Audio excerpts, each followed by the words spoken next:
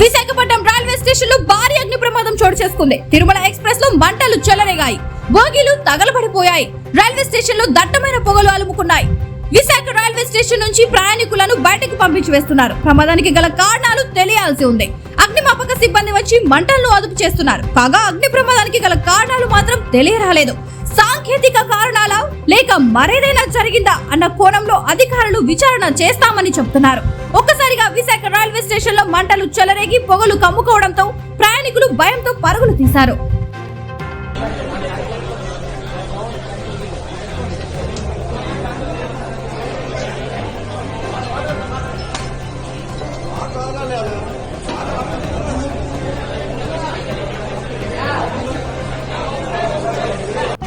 VVD news టీవీని తక్షణమే subscribe చేసుకోండి.